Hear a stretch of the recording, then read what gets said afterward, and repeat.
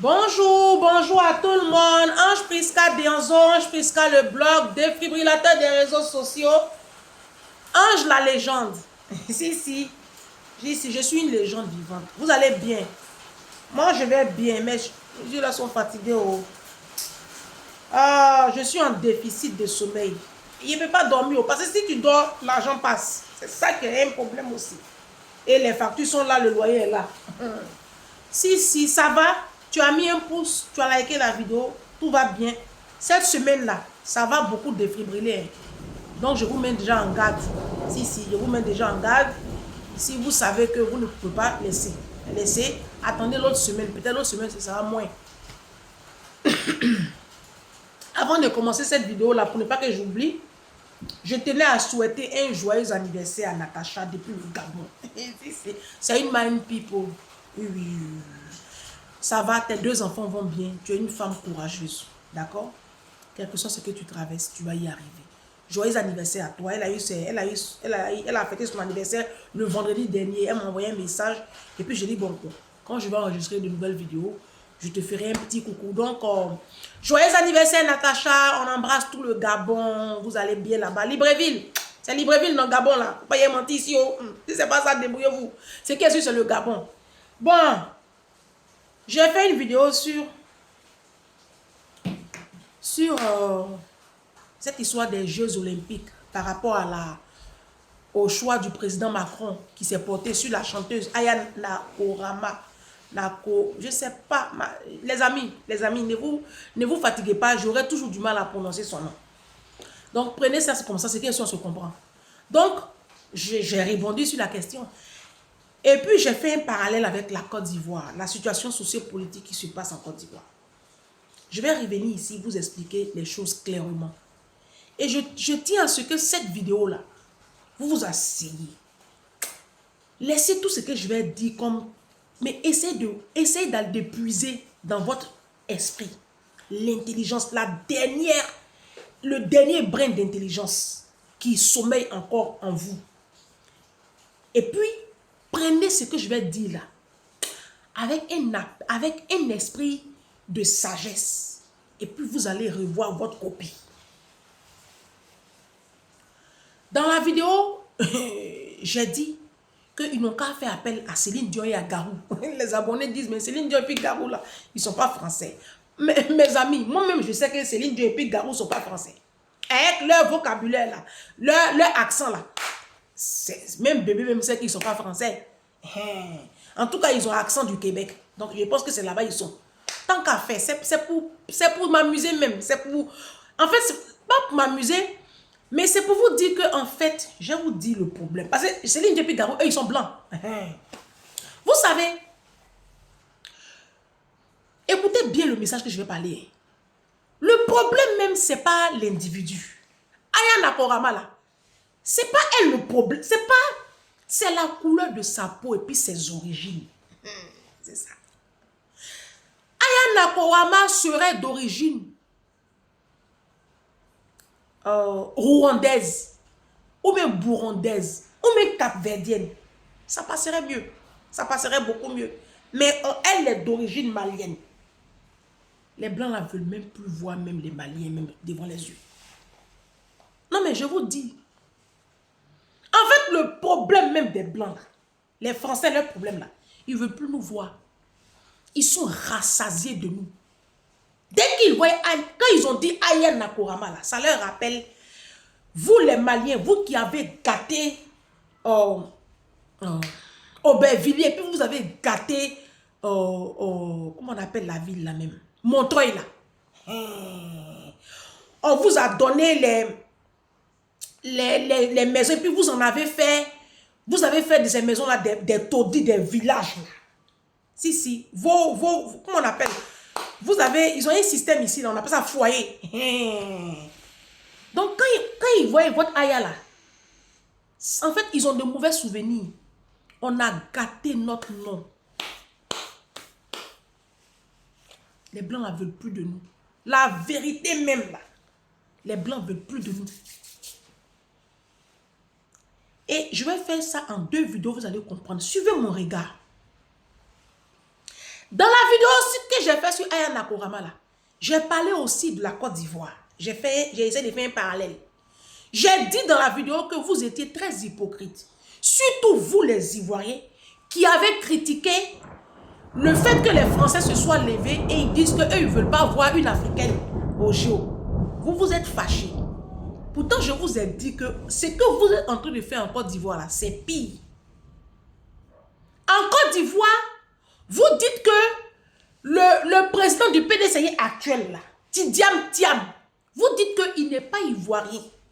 Que vous voulez des Ivoiriens de souche pour diriger votre pays. Hein? Et que les Ivoiriens de souche là, c'est ceux qu'on connaît là. Pourtant, Tidiam Thiam, il est ivoirien. Le président Bédié qu'on va enterrer ces temps-ci là. Vous savez que le président Bédié, il a des origines du Ghana. Ah si, si. Il a des parents au Ghana.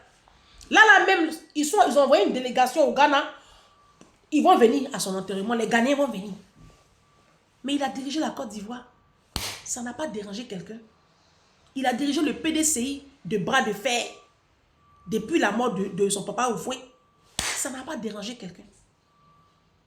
Votre problème, vous les Ivoiriens, votre problème, c'est le Sénégal, c'est le Mali, c'est le Burkina, c'est la Guinée. Vous vous sentez supérieur à ces nations. Donc, quand des personnes ont un côté de ces peuples-là, ça vous dérange. J'ai dit dans la vidéo que vous, le groupe ouais, le groupe Kourou, les BT, vous avez aussi des origines. Les BT viennent du Libéria. Les guerriers viennent du Libéria. Oui. La Côte d'Ivoire même là, quand on veut calculer là, il n'y a pas souche. Hein? Il n'y a pas souche. J'ai dit dans la vidéo là que c'est le comportement comme ça là qui a amené guerre en Côte d'Ivoire. Le comportement que nous avons de toujours ségréguer les gens par rapport à leur nom, c'est ça qui amène la guerre dans les pays. C'est ce qui a amené le génocide au Rwanda. Les noms, les appellations, les groupes ethniques. Vous n'allez pas arrêter. Vous n'allez pas arrêter. Les blancs même là, ils savent comment nous on se traite. Ils savent. Donc si eux-mêmes dans les pays disent qu'ils ne veulent pas nous voir là, ça fait quoi? Ça fait rien. Ça fait rien. Ils nous emboîtent juste le pas. Mais je vais vous mettre en garde. Est-ce que vous savez que notre comportement, notre indiscipline, notre sauvagerie, façon on est sauvage, depuis j'en parle et puis vous prenez pour m'insulter là. Vous savez que ça fait un ras-le-bol. Les blancs là, ils ont un ras-le-bol. Je vous ai expliqué l'histoire de mon patron du 10e qui n'est plus en Île-de-France. Ils sont partis de l'Île-de-France après avoir englouti de l'argent pour faire leurs travaux dans le 10e métro Château d'Eau. Mon patron a été frappé par un djoula ivoirien. Oui, je vais bien préciser l'ethnie. Parce que c'est leur travail, les djoulas. Les djoulas de la Côte d'Ivoire, eux, leur travail, c'est les menaces de mort et puis frapper les gens. Eux, ils ne peuvent pas discuter. Eux, c'est tout de suite la violence. Si, si. Ils ont frappé mon patron parce que mon patron lui a dit pourquoi tu pisses devant mon immeuble. C'est leur travail à Château d'Eau là. Ils passent le temps à pisser partout. Donc ça a énervé mon patron. Il a dit pourquoi tu pisses là. Ils ont groupé sur lui, ils l'ont frappé. Depuis ce jour-là, mon patron est dégoûté. Il ne veut même plus voir un Africain. Il me l'a dit carrément, il dit je vous déteste. Ce qui se passe en ce moment en France là, c'est très dangereux. Hein? Au niveau de la préfecture, ils sont en train de faire le ménage avec les titres de séjour. Les blancs là, ils ne veulent plus nous voir. En fait, vous n'avez même pas idée. Vous n'avez pas idée. Regardez les nouvelles lois que Macron est en train de prendre avec sa clique là. C'est nous ça vise. Hein? C'est nous ça vise plus. Il y a un reportage qui est passé sur TF1. Mes abonnés m'ont envoyé ça dernièrement là. Il se passe un groupuscule de policiers ici en France. Des policiers super racistes. Super racistes, qui ont des propos racistes. qui ont créé une mafia au sein de la police et qui se sont donné un mot d'ordre. Traquer les petits noirs. Je suis en train de vous parler. Voici l'été qui arrive. Gardez vos enfants à la maison. Gardez vos enfants à la maison. Si ton enfant veut prendre de lait à 20 h sous prétexte qu'il fait beau, ma chérie, mon frère, il faut descendre avec ton enfant. Il ne faut pas être en haut et puis l'enfant va traîner seul en bas. Je vous parle. Les policiers là, il y a ils ont voilé son visage. Il dit qu'à chaque fois qu'eux, ils emmènent les gens là, à la justice là. Écoutez bien ce qu'il a dit, hein, je répète ses propos. Il dit sur 10 inculpés là, il y a au moins 7 noirs et puis arabes. Les 3 autres sont français. Et puis écoutez ce qu'il a dit. Il dit, mais même quand tu regardes même les 3 qui sont français là, il y a un seul qui est gaulois. Ça veut dire qu'il est français de souche. Et qu'eux, ils en ont marre de nous. Parce que c'est toujours nous, on casse. J'ai ma tante, la cousine germaine de ma maman, sa petite soeur chérie ici en France. Elle travaille dans une prison parisienne. Elle dit, ma fille, tu as raison. J'ai dit, comment ça? Elle dit, dans la prison là. Dans la prison là. Moi, je ne suis pas là à l'école. Mais il peut faire le ratio. Sur 100 prisonniers, les Arabes et les Noirs, ils sont 80. Il dit comment ça? Elle dit, je dis, les Arabes et les Noirs sont 80. Elle travaille dans une prison en plein milieu de Paris.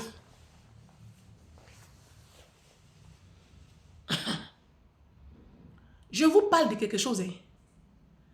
Je vous parle de quelque chose. Le constat est là. Aujourd'hui, il y a du racisme qui est en train de prendre une autre proportion. Oui. Le fait qu'on demande à Aya Nakorama de ne pas chanter là, de ne pas faire ouverture là, c'est du racisme. Moi-même, je ne suis pas bête. Je ne suis pas bête. Moi-même, je sais que c'est racisme. Mais en fait, ça me fait rigoler. Parce que c'est la conséquence de nous-mêmes, nos actions. Moi, j'ai des camarades blancs. Quand je cause avec eux, comme ils connaissent ma position, ils savent que moi, je suis libre d'esprit. Eux, ils se lâchent avec moi. Il y a une abonnée qui m'a écrite il y a 2-3 jours. Elle va se reconnaître ici. Elle m'explique sur Messenger sa situation en ce moment. Elle va chercher du travail dans une entreprise de ceux qui ont les entreprises de logement là. Voilà, les entreprises de logement qui, voilà, comme et son habitat, comme 1001 vie habitat, et, voilà. Les bailleurs là. Elle a fait ses études, hein. Elle a fait ses études. Donc, elle va là-bas postuler. On la prend en période d'essai de 4 mois. Au bout de 3 semaines, 4 semaines à peine, la patronne l'amène dans son bureau et puis on l'humilie. Et puis on lui dit, tu n'as plus accès au code de l'entreprise. Tu peux partir parce que tu ne suis pas, tu n'as pas le niveau. Elle dit, mais je n'ai pas le niveau comment? Je n'ai pas le niveau comment? Ça fait, vous avez dit, période d'essai, 4 mois. Ça fait combien de temps je suis là? Mais je suis, elle dit, oh, on ne veut plus de vous ici. Je dis, ils l'ont humiliée. Elle était en pleurs quand elle me faisait les vocaux. Je lui ai dit, ma chérie, le problème, il est réel. Il faut laisser. Moi-même qui vous parle là, je suis victime de racisme. J'ai été victime de racisme. J'ai été en formation à la chambre des métiers par rapport à mon entreprise traiteur. 2 années j'ai été victime de racisme. C'est pas caché. C'était même pas caché. Ma prof de gestion, de comptabilité et de gestion, elle ne voulait même pas me sentir. Je vous ai déjà fait la vidéo l'année dernière. C'est une réalité. Écoutez maintenant ce que je vais vous dire dans cette vidéo.